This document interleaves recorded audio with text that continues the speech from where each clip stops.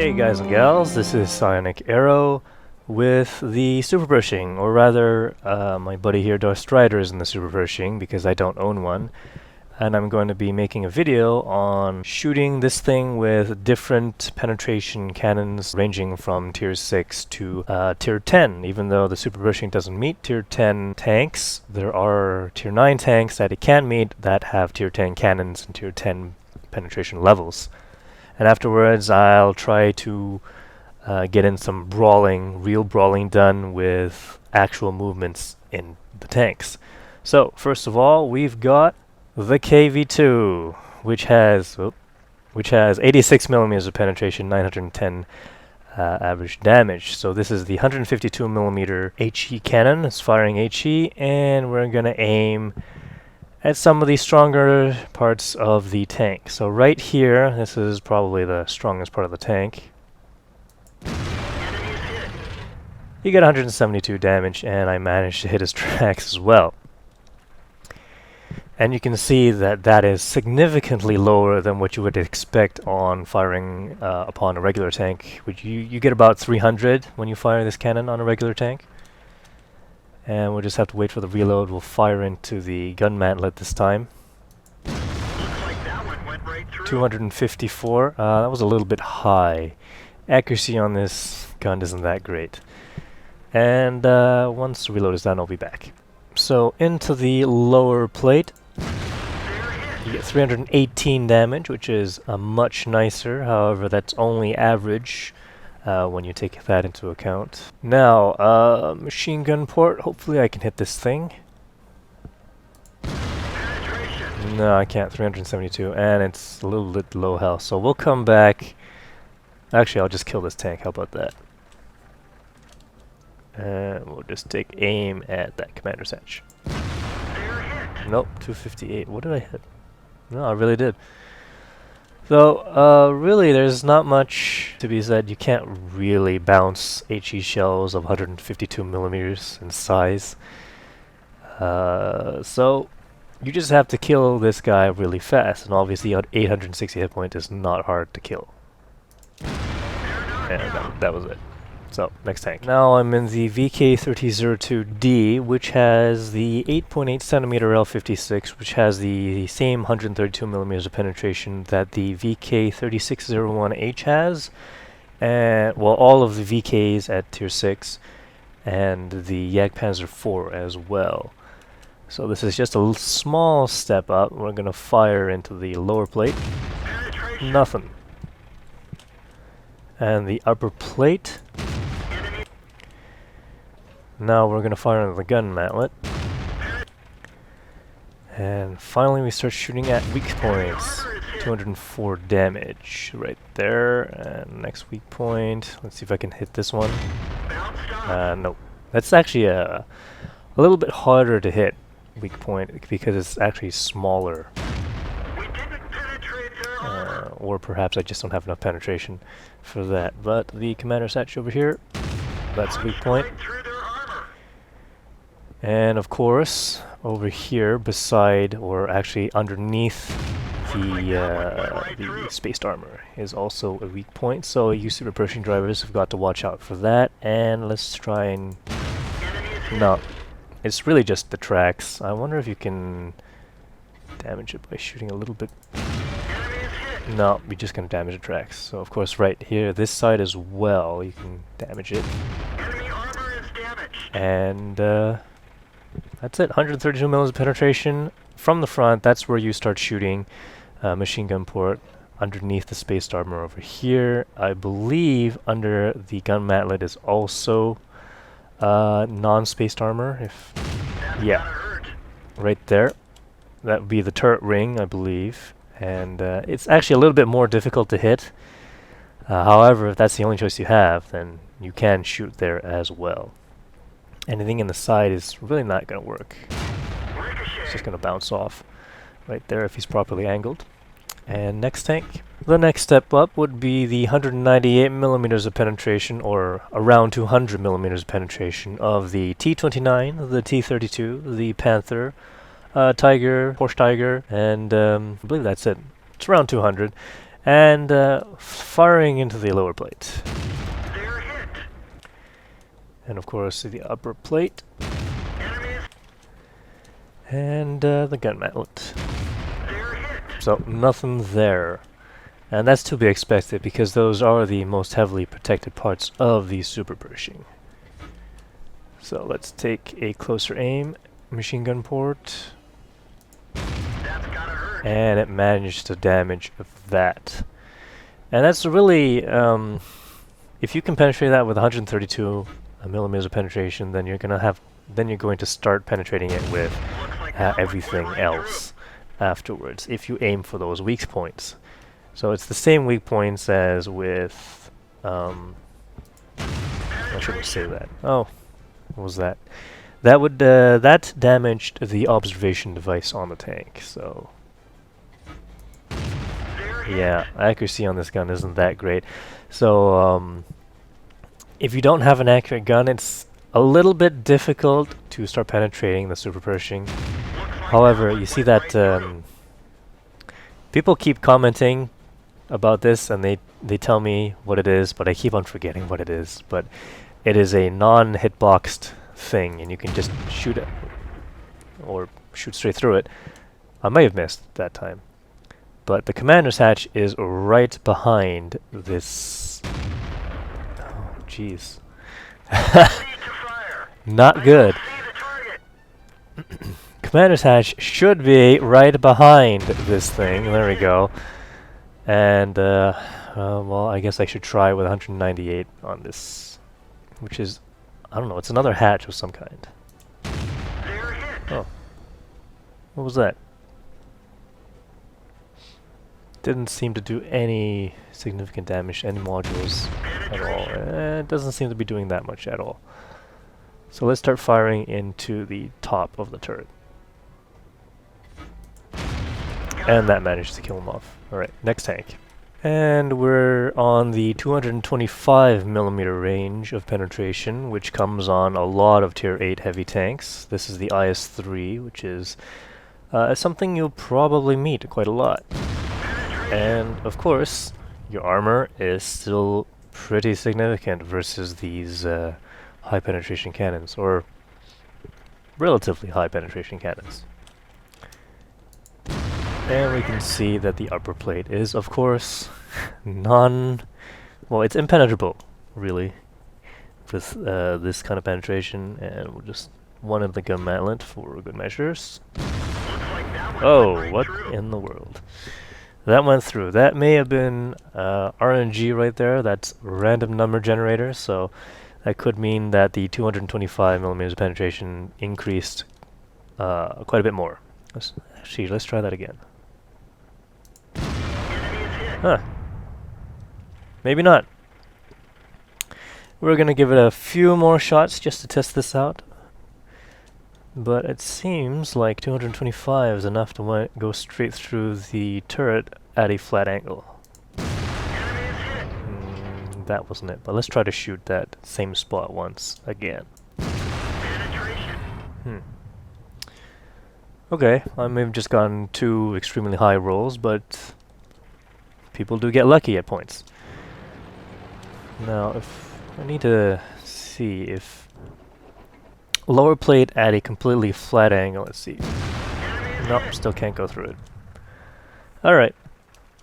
So that's what you can expect from 225 millimeter cannons. They'll start getting rolls that are capable of going through your gun mantlet, which is surprising. We nailed it. Yeah, it's actually more than. Am I hitting the cannon? That shouldn't be it. The cannon is damaged on the SuperPershing. Penetration. The cannon is now knocked out.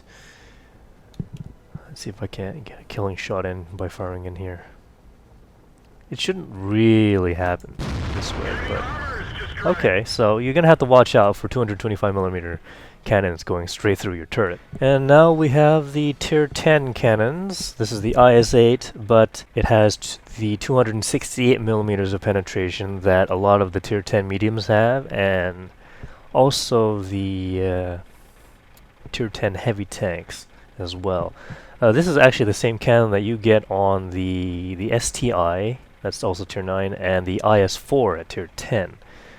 Obviously, I don't have an IS-4 or an STI, so I'm going to be showing you these cannon, well, this kind of penetration with the IS-8. So, firing into the lower plate. And it went through. Now the upper plate. And that went through. And finally, the gun mantlet, which probably going through. Yep. And of course, this is a 440 average damage cannon, so I've basically almost killed the Super Pershing in 3 shots. And really, you should always pay attention to higher tier tanks. Let's see if I can go through the front plate. Oh, let's go back a little bit more. You might not actually be engaging at this distance when facing tier 9s. Let's try 150 meters. There we go, 150 meters. Let's see if I can't hit this guy. Okay, armor doesn't matter for tier 9 guns. And finally, the highest penetrating cannon that I have is on the ISU 152. And since it's on a tank destroyer, we're gonna fire at this thing from 300 meters away. And that means I could completely miss this tank. So let's see if we can't get him to angle. There we go, that should be better. Firing away. And I managed to hit his tracks. Alright, back in 10 seconds. Fire 2. And straight into... looks like the turret ring.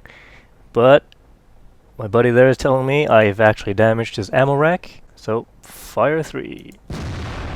Okay, he's gone. Now the Super Pershing will actively fight back.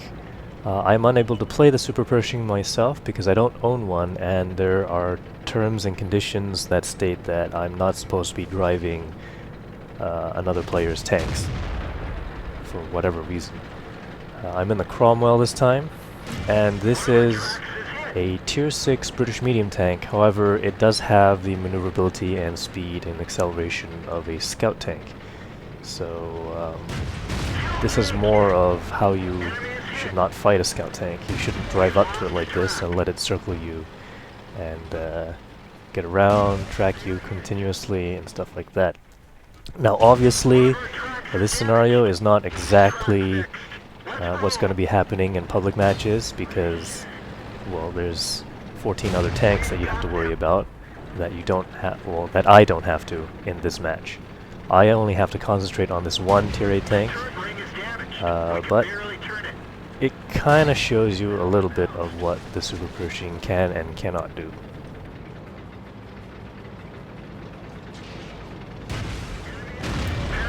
As you can see, I am letting myself take some hits so that I can actually get in close enough and avoid the preceding hits, sorry, future hits from the Super Pershing.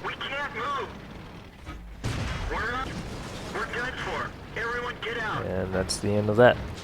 Next tank, we've got, well, I've got the Black Prince, and Konzo is taking an alternate route to our meeting point, basically. However, he got spotted. This is slow tank versus slow tank. The Black Prince is a tier 7 British heavy tank with a fairly fast firing gun, and it's not that bad at accuracy either.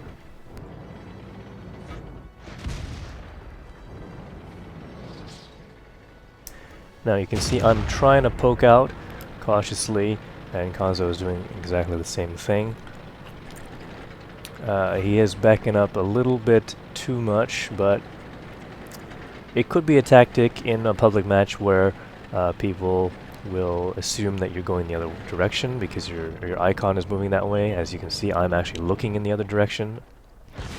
But the aiming time on the Black Prince manages to be good enough so I can snapshot in, and Konzo gets a nice shot in as well.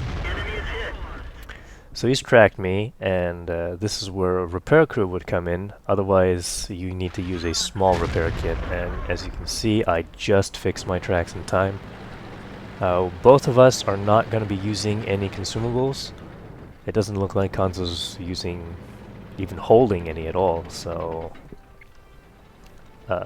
he can't really use any.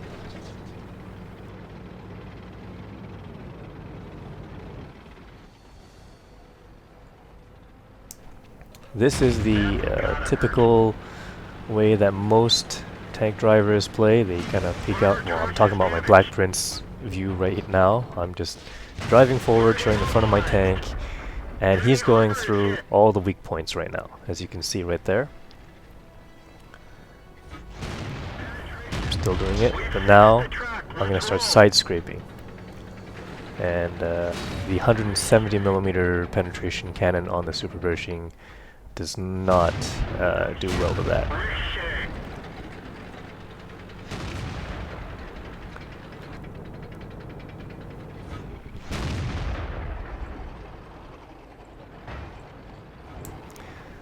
Now, as you're waiting for a reload, you should always move around a little bit, assuming that the enemy player is trying to aim for a weak point, a commander's hatch, machine gun ports, things like that. And I'm just going to rock back and forth so that he can't get in a good aim. He does kind of the same thing on some of these matches, but it doesn't work out extremely well. And the Black Prince's 171mm of penetration is working pretty well so far. Nothing much happening right now. We're basically dancing around and trying not to get hit. I'm on low health, and he is also on low health.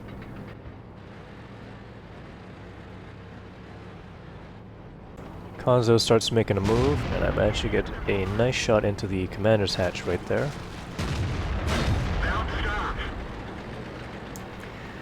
Now he's finally moving out and using that frontal hull armor, and I managed to ram a track out of him. And he gets my tracks as well, so I'm gonna start aiming for that point right there, which is not covered by spaced armor. And he's aiming at my weak points, however I'm managing to bounce somehow. And here we are with the Type 59. This is a close range battle, I suppose. And as you can see, he did the right thing, Kanzo did the right thing by trying to track me. However, he didn't manage to get that shot in just right.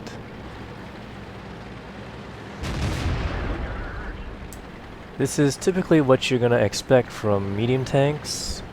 They're gonna circle you. Now you may be able to get your turret on them once again, like he's done right here. However, I'm anticipating this so that every time he gets his gun or he's ready to shoot me, I've got well, I'm trying to angle my armor appropriately. This is a longer range encounter where we start off from the base, and I'm moving forward to see if I can spot him first, but we both get spotted at the same time. And he bounces off of me. I manage to track on him, and he's going to blind fire and manage to track and damage me at the same time. As you can see from a longer distance, the Type 59 is not as well off, I should say. So closing the distance with medium tanks against the SuperPershing is what you want to do. So next shot in is, well, I'm going to track him, and I'm going to get up closer. And hopefully I can perform as I did before. Now you can see I'm not actually using the zoom in function, or I'm not zooming in to fire into my shots because, well, the sight armor of a SuperPershing is not excellent. Okay, right here you see he's almost got his gun on me, so I decide to reverse out and actually angle my armor. Now that didn't work out too well, but you know, sometimes you can bounce, sometimes not. So it really depends on Tracks up. the appropriate angles and such. So I didn't actually get that. Let's roll. And I noticed this turret was moving a little bit slowly, and I think it's damaged. So he's managed to track me, and now you can just use the frontal weak points. Since you're up so close, you can just hit them at will. Now we're on Himmelsdorf, and this is a T32 versus the SuperPershing. T32 is actually much faster than the SuperPershing, and he manages to get a nice shot in on my hull armor, which is the weak point on the T32.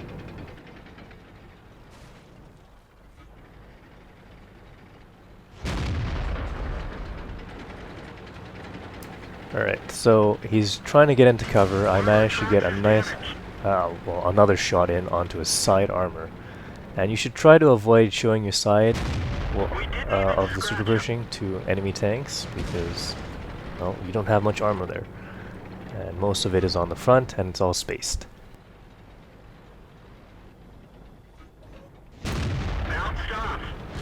As you can see, he was trying to shoot me in the commander's hatch, and I did the same to him. However, I managed to get a hit in. Now he's moving around, so I can't actually aim properly. But you can see that he's going to start aiming, and when he starts aiming, you just take a shot. Well, I missed right there.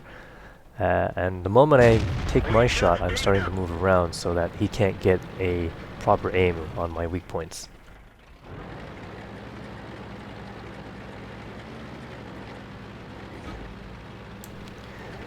Alright, so Konzo is moving over in this direction to see if he can get in a sneaky shot on me. However, he didn't wait for the, I believe it's 3 seconds for the spot to disappear.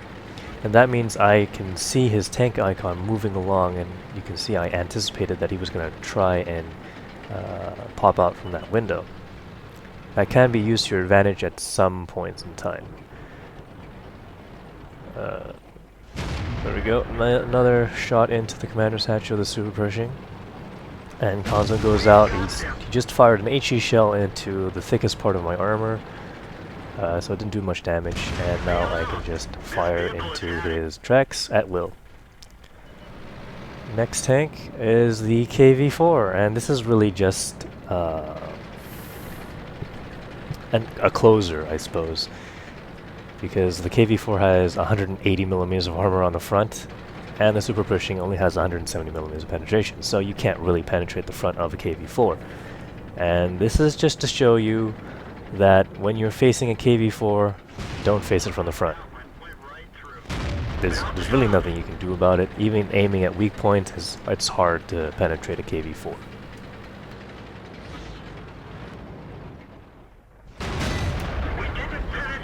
There you go, he's trying to aim for the top turret on the KV-4, which is kind of a weak point, but you do get surprising bounces off of it. He didn't actually hit it properly that time, and he's exposed his side armor, and I managed to track it. So the KV-4, you just want to avoid them or get shots in onto its side, because you can't really do much right there. Thanks for watching. Please press that like button and leave some comments. I'll see you in future videos.